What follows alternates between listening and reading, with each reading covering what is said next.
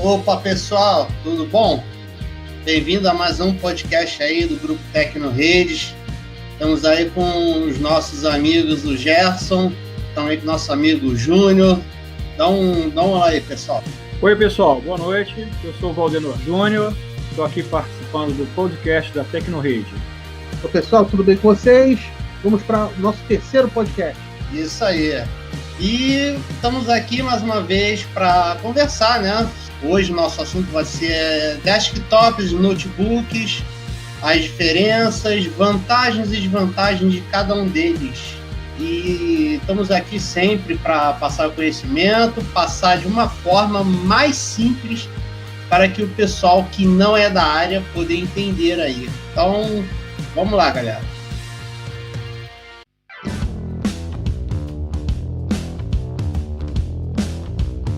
Então, relativo a esse tema, começaremos a falar do desktop.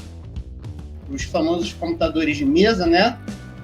Tem algum pessoal aí chama ele de caixotão também, e que alguns chamam de uma forma errada CPU. CPU não é o gabinete, né? O CPU é o processador. É uma peça que está dentro do gabinete. E só que acabou que o pessoal chama de CPU, aquilo tudo chama CPU. É errado. CPU é um hardware que está dentro do gabinete. Bom, a principal desvantagem do desktop é grande, ocupa espaço e ele não pode ficar, não é como vou dizer, móvel, né? É um negócio que você monta e fica ali. Coisa que é a vantagem do notebook. Ele é pequeno, não ocupa espaço, é leve e ele pode ser transportado para vários lugares. Já o desktop, ele tem a vantagem de ser, por exemplo, a vantagem em cima do notebook são muito maiores. Para começar, facilidade de aquisição, né? O desktop ele é mais barato. Dependendo do seu uso, ele vai ter um poder de processamento maior, manutenção mais fácil, e ele assim tem mais, ele é mais modular, né? Ele tem uma opção muito maior de upgrades. Você pode botar placa de vídeo no desktop, você pode botar não só um HD bem maior, mas você pode botar 2, 3, 4 HDs até, podendo botar mais se você quiser. Você pode botar uma fonte real, você pode, caso você bote mais equipamentos. No desktop você tem a placa-mãe, que tem todos os recursos, né? Nela você já tem placa de vídeo on-board, placa de rede, algumas já têm Wi-Fi e Bluetooth integrados. Só que se você precisar, você pode botar o que chamamos de off-board, né? Placas à parte. Que isso, infelizmente, no notebook não tem essa opção. Existe até no notebook, tem um adaptadorzinho que você pode botar uma placa de vídeo, só que a via USB e é bem limitado a taxa de comunicação. A desvantagem do notebook a manutenção dela a manutenção é mais cara. A mão de obra em si é mais cara, pois o notebook demanda mais tempo para você desmontar, são peças mais delicadas, que tem que ser manuseadas com mais cuidado. A questão também da manutenção do notebook, existem peças que são únicas para aquele tipo de marca, para aquele tipo de modelo, e às vezes você precisa encomendar essa peça, não tem para pronta entrega. E os cuidados do notebook também são maiores, né? Questão, como ele é móvel, você pode transportar ele, ter muito cuidado com quedas. Acidentes acontecem, né? Então, cansei de pegar caso de carcaça de notebook quebrada, o próprio material do notebook vai ressecando, aquele plástico ele vai ficando quebradiço. Também gostaria de deixar um alerta, porque eu vejo muitas pessoas cometendo esse erro. É pegar a tampa do notebook e abrir por um lado só. Isso é errado, gente. Isso aí acaba sobrecarregando, em termos de esforço, um lado só, e você acaba quebrando aquela dobradiça. O ideal é você, com as duas mãos, você abrir pelas pontas, para ficar um negócio mais equilibrado e ajudar a distribuir a força que você faz na tampa, naquele movimento de abrir e fechar. Rapaz, eu abri mão de usar desktop já tem quase 10 anos, mas eu concordo. O notebook, ele acaba aquecendo mais, né, porque ele, por ser mais compacto, por ter uma área de refrigeração muito mais restrita do que os famosos e enormes desktops. Por incrível que pareça, nesse momento, o notebook que eu estou usando é um notebook de mesa. Ele é um desktop em formato de notebook. Ele é um i7, ele esquenta muito e ele é muito pesado com uma tela de 15 polegadas. É o famoso Dell XPS, ele tem uma carcaça de alumínio, mas eu não abro mão dele, né? Presente do meu paizão, que está aqui comigo hoje também. E esse notebook, por exemplo, ele tinha um HD de 750 GB, eu coloquei um SSD, né? Estou podendo usar ele hoje nesse podcast. No caso que você falou, me fez lembrar também que nós já tivemos os famosos netbooks, né? Vocês lembram? Aqueles 10 polegadas que hoje em dia não se fabrica mais, que se vê aí, que o pessoal fala que é netbook, mas na verdade é um tablet com teclado, a maioria com sistema Android, que eu não considero que ele fisicamente é um netbook, mas não tem a praticidade de um netbook. Por exemplo, eu nunca vi esses tablets aí, por exemplo, entrada de rede. Eu acho que é um negócio que tem que ter, é fundamental ter pelo netbook, né? E que realmente netbook hoje em dia não se fabrica mais, já saiu de linha. É isso mesmo. Só para acrescentar que para cada trabalho tem a sua ferramenta, né? Sim, claro. Como eu já tive o escritório, para mim era muito mais compensador ter desktop, né? Do que ter notebook. Tinha notebook também, mas a preferência era ter o desktop. Por quê? Por causa da facilidade, né, de manutenção, porque ele, como você falou, ele é modular, podia ampliar até o tempo de vida útil dele, né? Porque você podia trocar algumas peças, algumas que podia, entendeu? E você, às vezes, quando não tinha mais jeito, você podia até canibalizar ele, né? Tirar a peça dele para usar no outro. Exatamente. A facilidade de você conseguir peça compatível é muito maior. Exatamente. Bem maior. Mas se eles são da mesma marca, né? Então, eu tenho preferência por desktop, mas também tenho o laptop e usei muito o netop.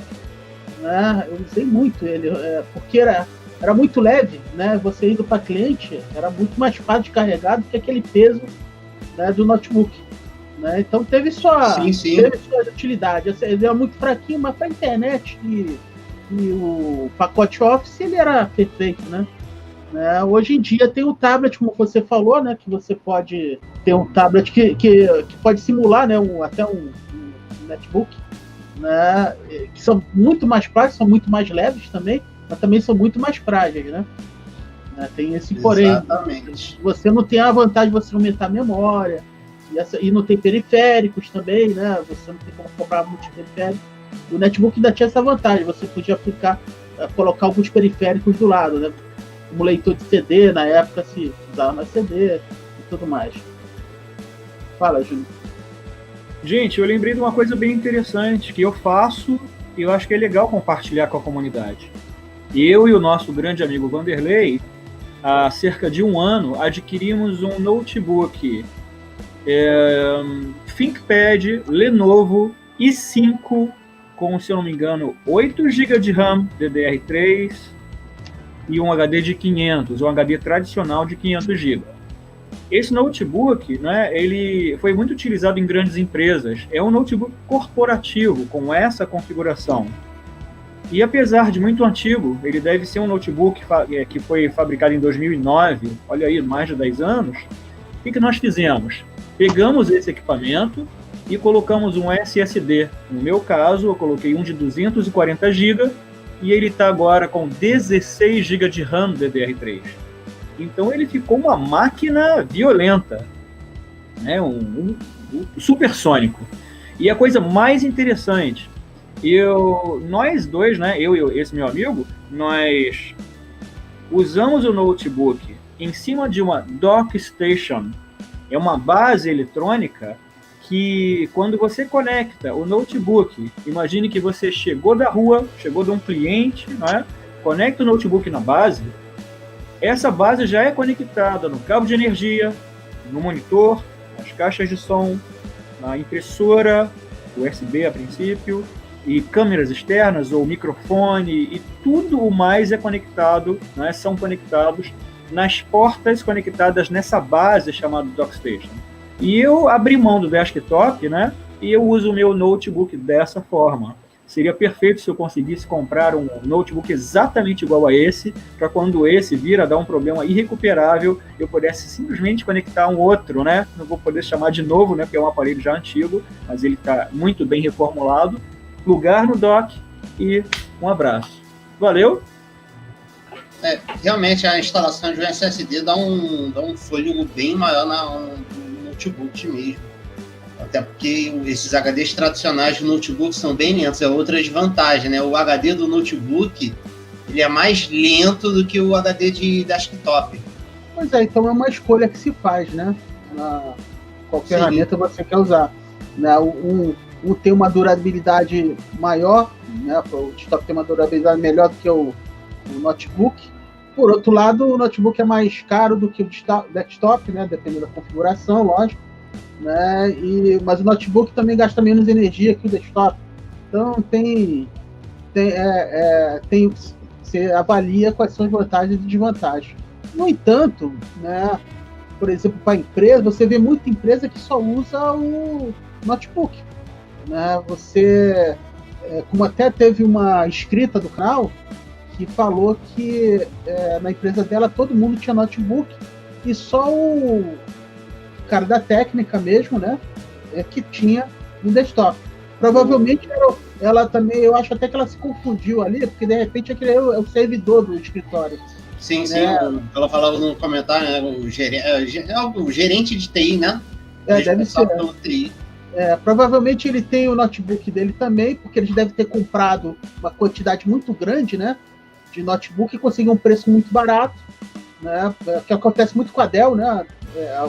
Outra inscrita citou isso, que ligava para a Dell e ele dava a melhor configuração. E realmente a Dell tem uma vantagem tremenda nessa parte corporativa. Né? Então, realmente para a solução corporativa a Dell ela tem um serviço espetacular. Ela monta a máquina que você precisa.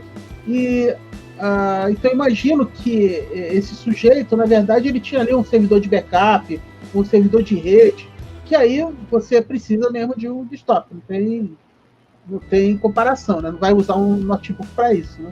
Quer dizer, eu nem sei se dá, acho que não dá, né? Olha, eu já vi gente usando o notebook como servidor. É mesmo?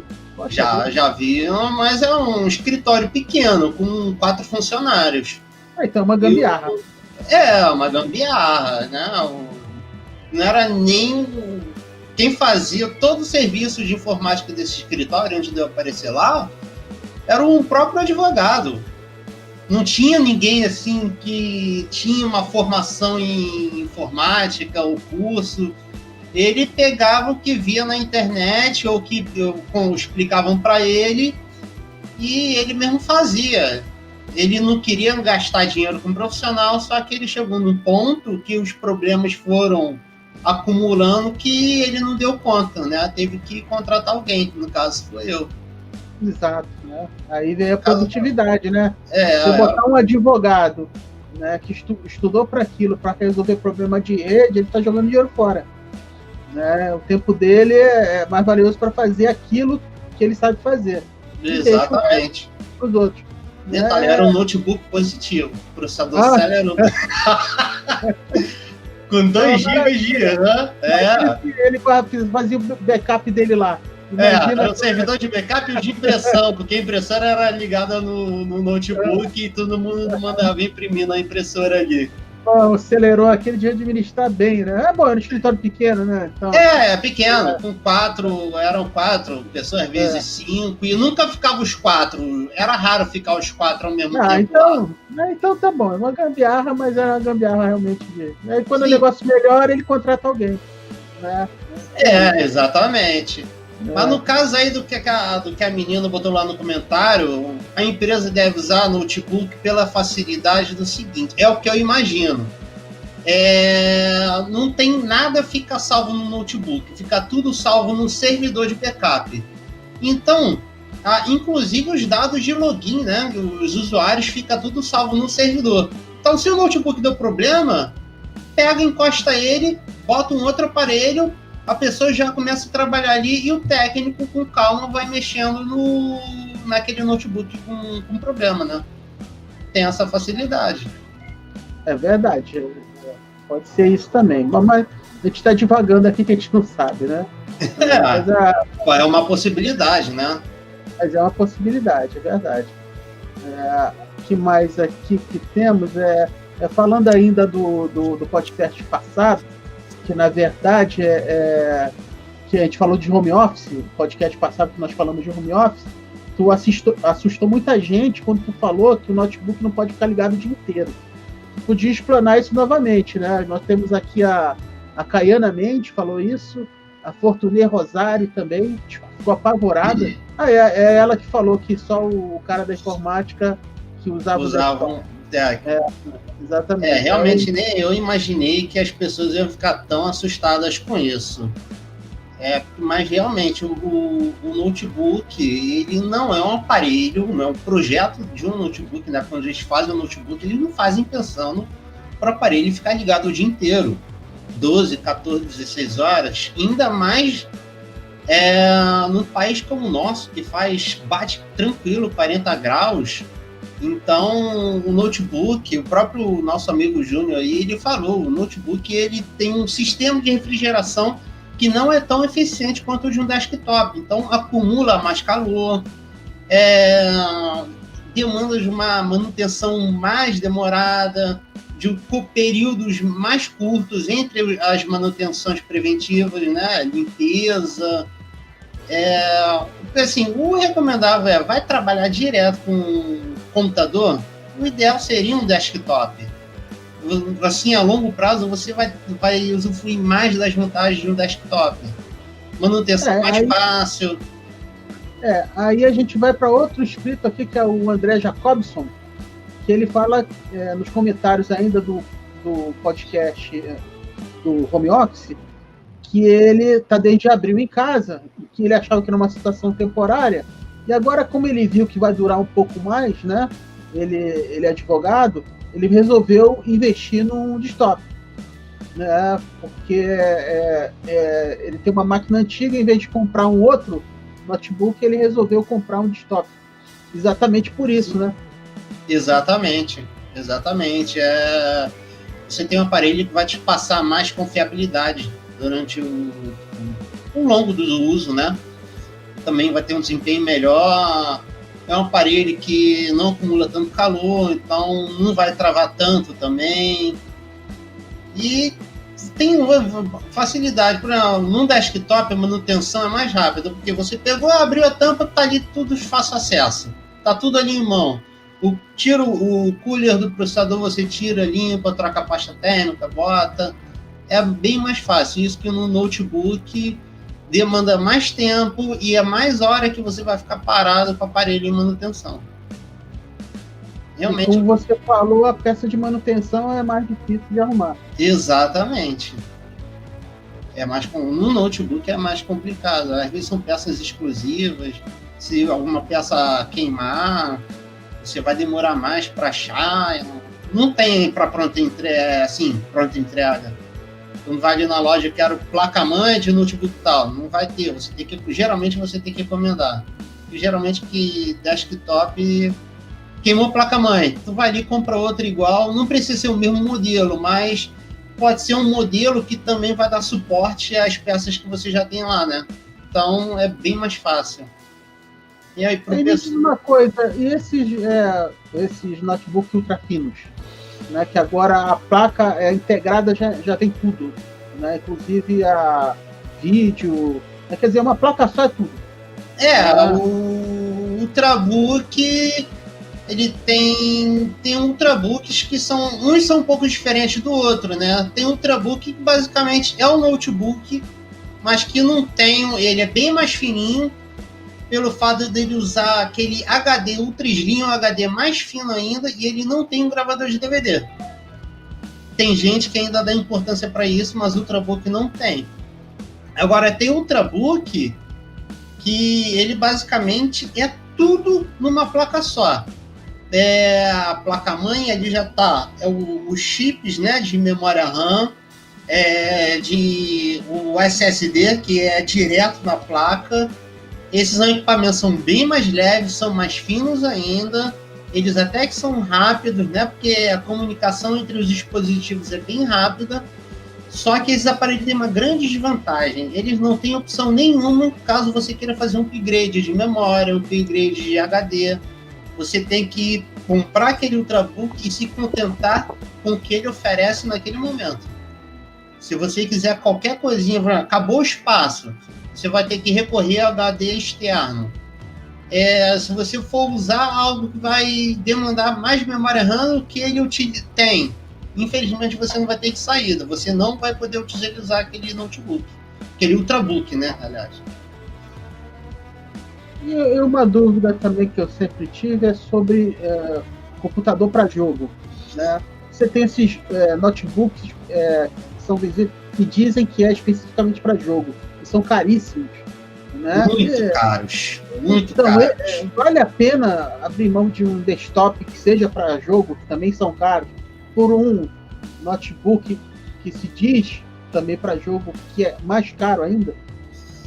Olha, notebook para game é algo muito exclusivo. Por exemplo, eu tenho um amigo meu que ele adora jogar. Só que ele trabalha embarcado, né? Então ele fica 15 dias embarcado, às vezes mais.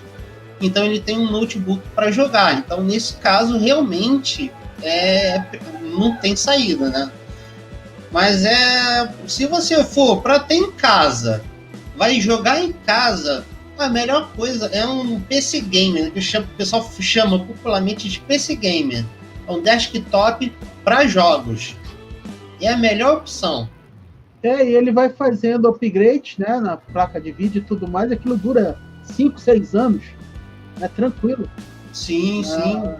Até trocar, do jeito que vai a tecnologia, os jogos estão exigindo cada vez mais, ele vai lá e tira a placa antiga, coloca uma nova, ele tá novo.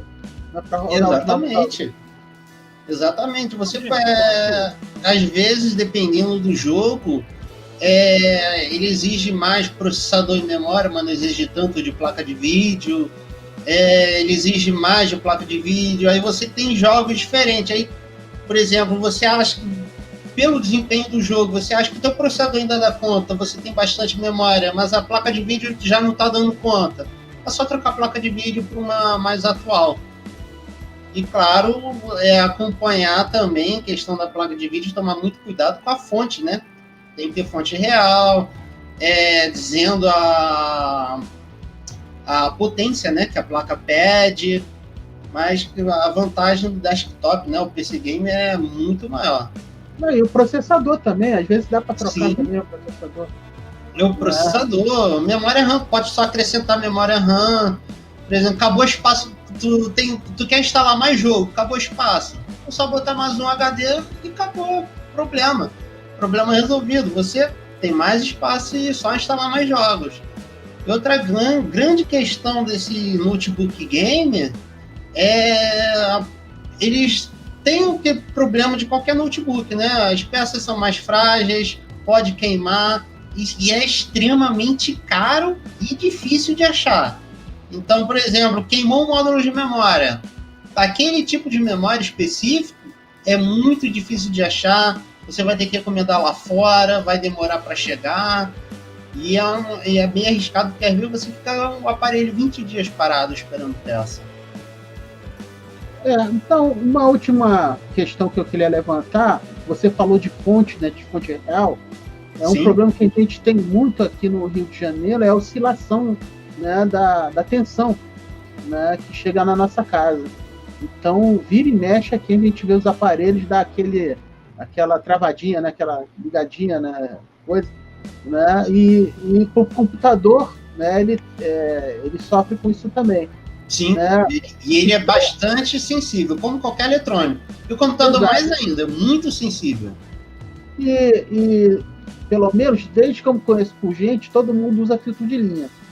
Né? Há um tempo atrás, poucos anos atrás, é que ninguém começou a dizer que isso não funciona para nada. O filtro de linha que se vende normalmente aí, que a gente compra em qualquer lugar, né? Até papelaria tem, né? Que aquele filtro, na verdade, não para nada a tensão, né? Que acaba passando tudo pro computador. O ideal mesmo é a utilização de um bom estabilizador. Sempre olhar que tem estabilizadores que tem o selo do Inmetro, né? Tem aquele selo também, ISO 9001.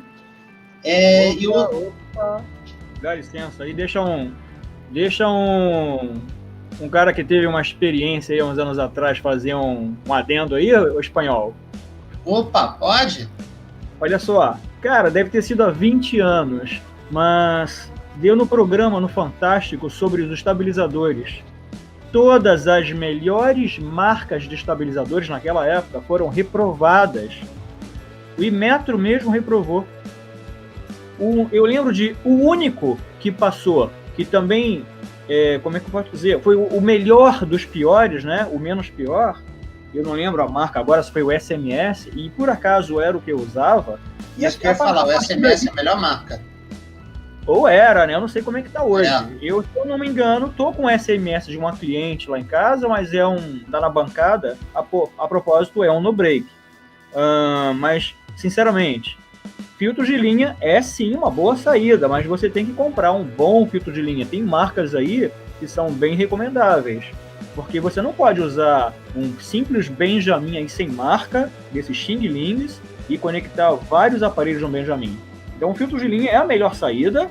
Você tem que procurar, lógico, um recomendável, que não tenha folgas. Dentro do filtro de linha, gente, só vai ter um supressor, um capacitor para filtrar frequências, um indutor para filtrar outras frequências, ok? Então são filtros passa alta, passa baixa, tudo relativo a frequências, né, que poderiam, não é, assustar os equipamentos eletrônicos, no caso dos computadores, mas a gente não percebe isso.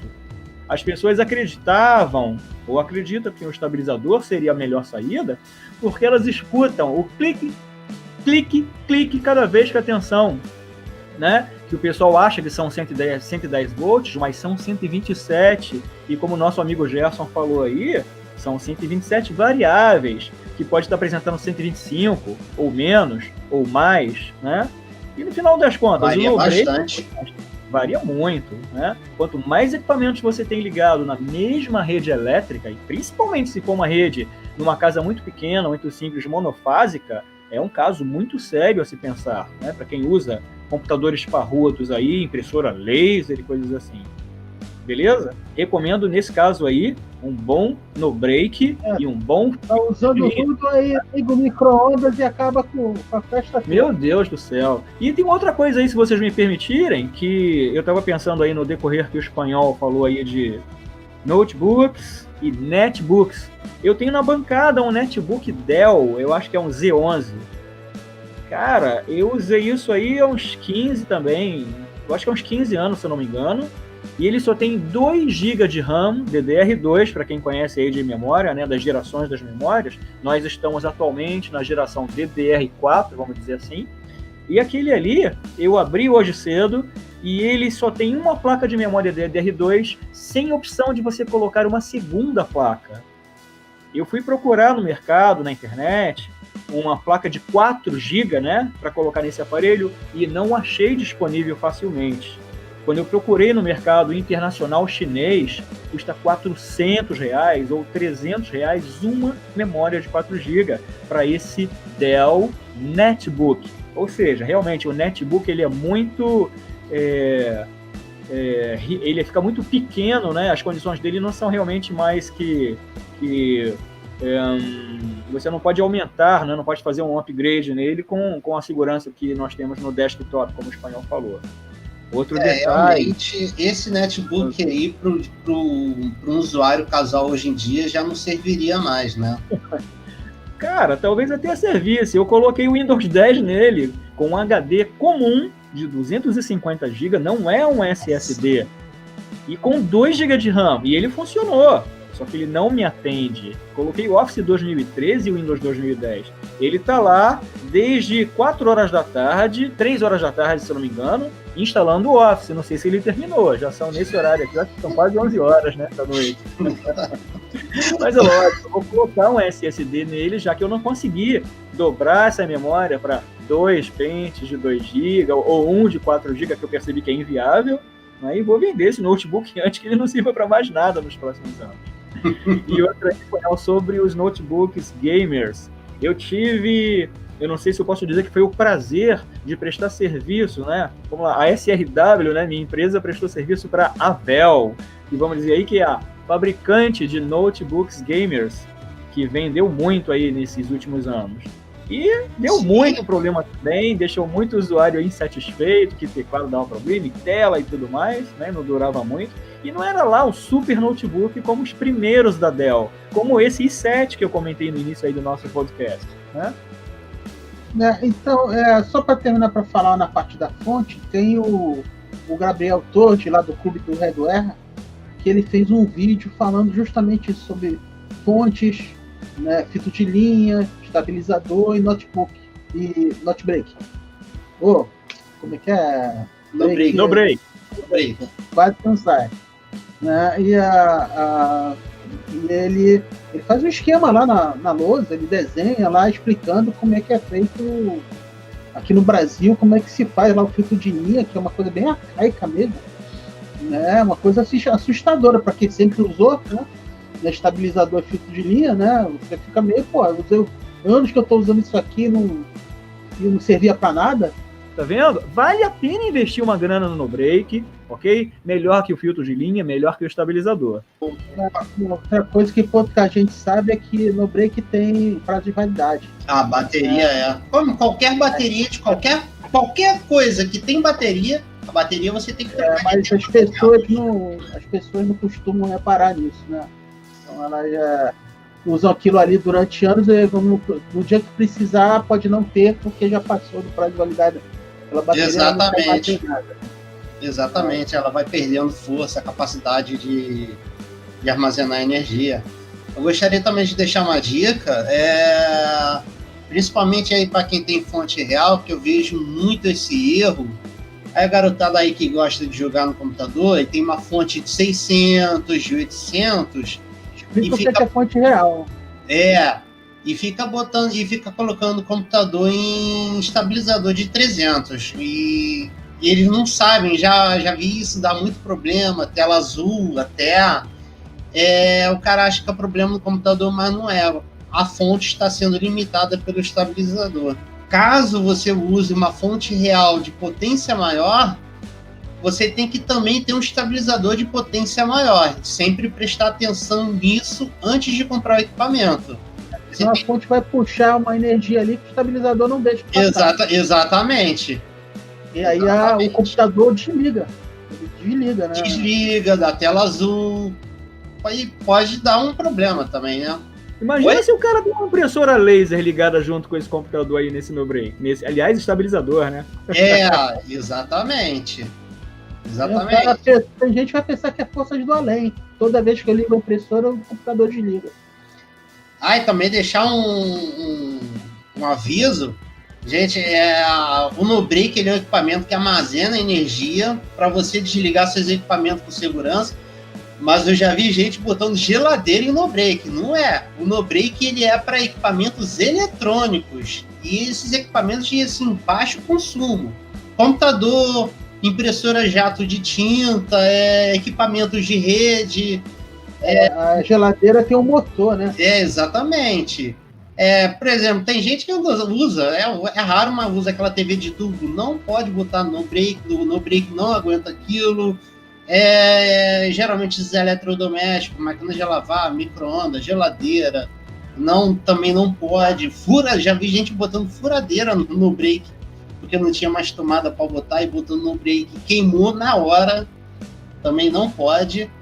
Essa dica aí. Boa dica essa. Uma boa dica.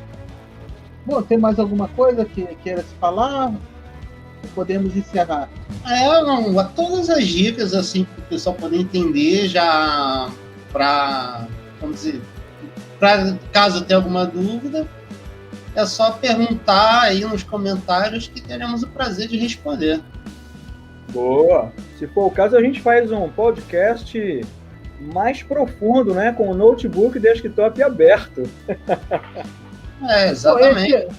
Esse podcast número 3 é mais para abrir o podcast número 4 que a gente vai falar sobre assistência técnica. Então, antes de falar da assistência técnica, a gente preferiu, né, esclarecer que a gente está visando a pessoa leiga, né, quais são as diferenças entre esses dois componentes, né, o desktop e o notebook. Entendeu? E as suas variantes, né? O tablet, como é o outro mesmo que a gente falou? Netbook. O netbook, exatamente. E vai se saber o que vai ter lá pra frente, né?